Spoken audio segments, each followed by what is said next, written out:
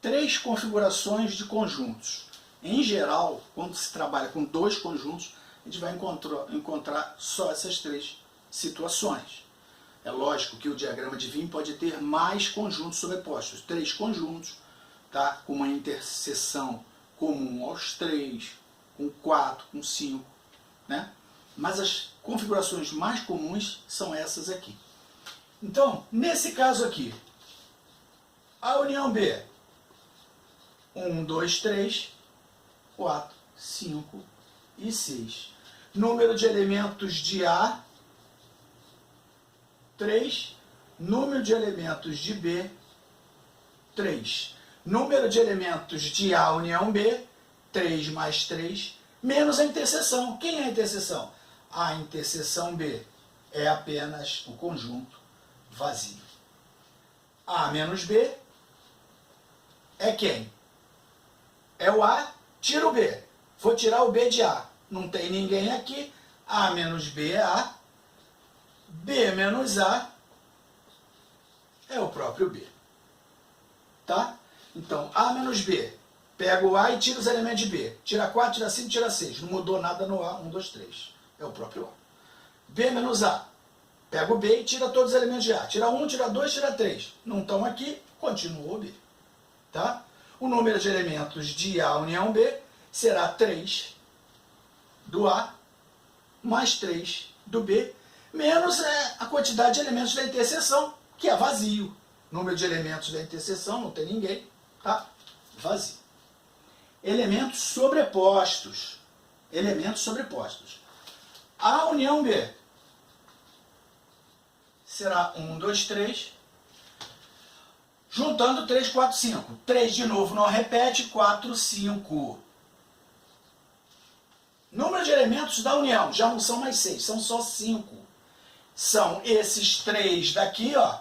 3 elementos aqui, 3 elementos aqui, 6, menos a interseção. Não esqueçam da fórmula. Número de elementos da união é o número de elementos de A mais o número de elementos de B, menos o número de elementos da interseção.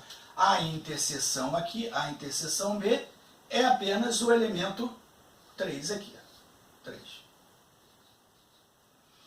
A menos B. A menos B, pega o A e tira o B. É como se você apagasse isso aqui. Só vai sobrar 1 e 2. E B menos A é o B, tira o A. Vai sobrar apenas 4 e 5. Ou seja, marcando aqui com vermelho, A menos B é essa região aqui, ó. Essa região do gráfico é A menos B. B menos A é essa região aqui, ó. B menos A. E essa região daqui do meio é a interseção B. Ok? Muito bem.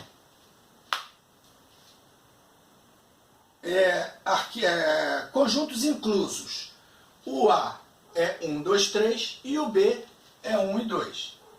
Vou desenhar novamente aqui, ó. 1 e 2, tá vendo? Ó, o A, 1, 2 e 3. E o B, tá? O B é 1 e 2 apenas. A união B. A união B, se o B está dentro de A união B é o próprio A. Porque se o B está todo dentro de A, eu vou juntar ele com uma coisa que já está dentro dele. Não vai repetir nada. Vai ser apenas o A. A interseção B vai ser quem é comum aos dois. Quem está no A e está no B ao mesmo tempo? O 1 e o 2. Só que o 1 e o 2 é o próprio B. Então, quando um conjunto está incluso dentro do outro, a união é o maior e a interseção é o menor. Tá? Se A união B e B está todo dentro de a união de A com B é o A e a interseção de A com B é o próprio B. A menos B. Quem é A menos B? A menos B é eu pegar o A e tirar o B. Se eu pegar A menos B, vai sobrar apenas o 3. Tá? A menos B. Eu pego o A, tiro o B. tiro 1 e tiro 2, eu apago isso aqui, só vai sobrar o 3. Ou seja, A menos B, essa região externa aqui é A menos B. E B menos A? B menos A é pegar o B e tirar o A. Pega o B, tira 1, tirei. Tiro 2, tirei. Tiro 3, já não tem mesmo. Sobrou quanto o que de B? Não sobrou nada. Logo, B menos A é conjunto vazio. Tá? Não esquecendo que nessa situação aqui, complementar de B em relação a A, complementar de B em relação a A é o 3. Complementar de B em relação a A é A menos B. O B está todo dentro de A, é o 3. Só falta botar 3 dentro do B para que ele se transforme no A. E complementar de A em relação a B é conjunto vazio. Por quê? Porque A não está contido em B. Veja a diferença. Complementar de B em relação a A é o que falta B para que ele vire A. É A menos B, desde que B esteja dentro de A. Aqui funciona. Mas aqui não funciona. Complementar de A em relação a B.